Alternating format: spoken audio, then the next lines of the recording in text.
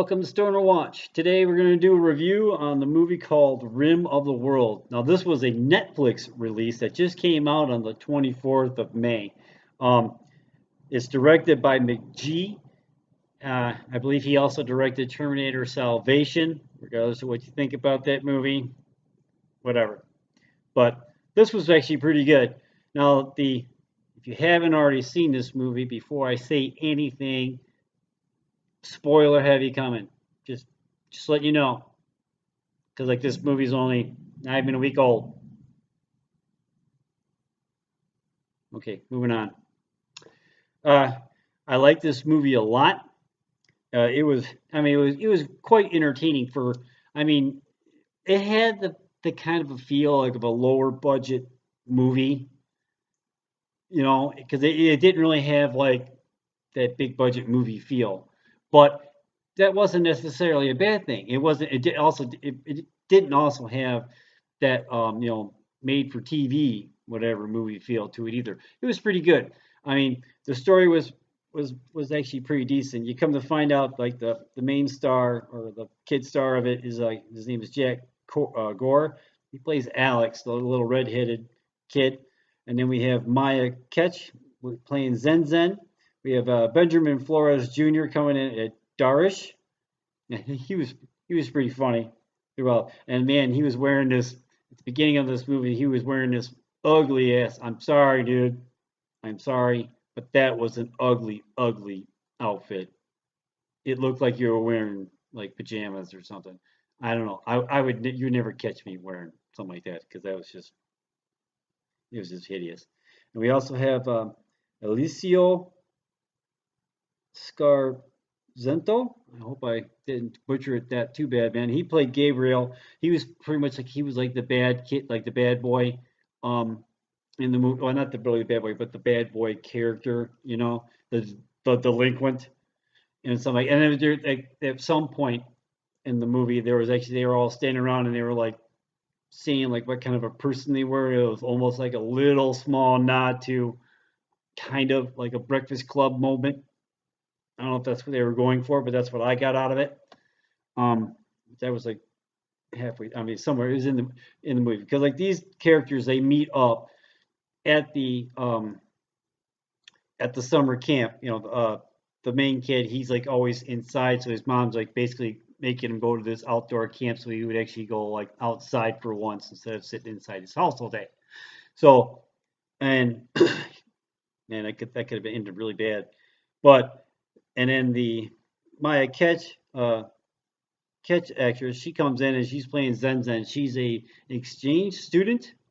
I couldn't remember if she's like Chinese or Japanese, but she's like an exchange student. And at first, she plays it off that she doesn't know how to speak any English, and you come to find out shortly after like all the shit goes down that she can. So, and then that's when like the movie starts kicking in because they really don't waste any time. They're pretty much at the camp, and like that, there's a lot of good funny stuff that goes too, especially with Andrew Bachelor playing Logan. He's like the camp counselor, head counselor type dude. He was pretty funny. He didn't, it was just pretty much in the beginning of the movie, but it was worth it. I guess a 4 out of 5 stars on this one too. Yeah, I'm really generous with my stars, but I enjoyed this movie. Actually, it's probably more like a 3.5 if I really think about it, because the only thing about this movie that really kind of took me out of it a little bit was yes, you guessed it, it was the alien.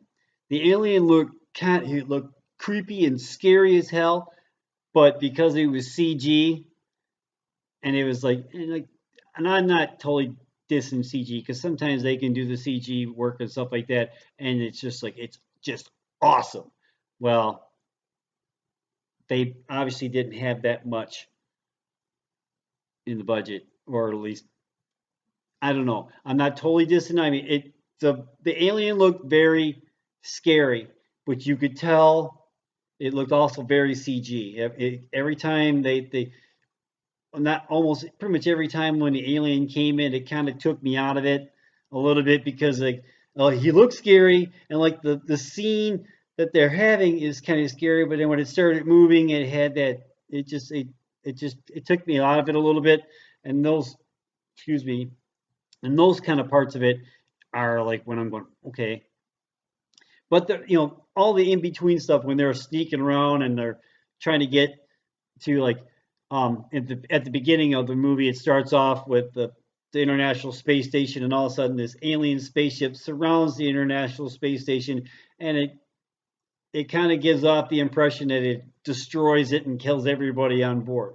Well, you find out shortly after that that the commander, I can't remember her name, but she's on like the last astronaut you see, and you think that she died, but you come to find out she didn't. She actually was able to get to one of their escape pods, and she got down back to Earth and stuff like that. But she ended up bringing the alien down with her, or one of the aliens down with her, or some shit like that. And that's basically where the movie really starts, really. But she gives like the kids this key, and they gotta like take this key to the JPL and stuff like that, so this doctor can like plug it in and it'll save the world, pretty much.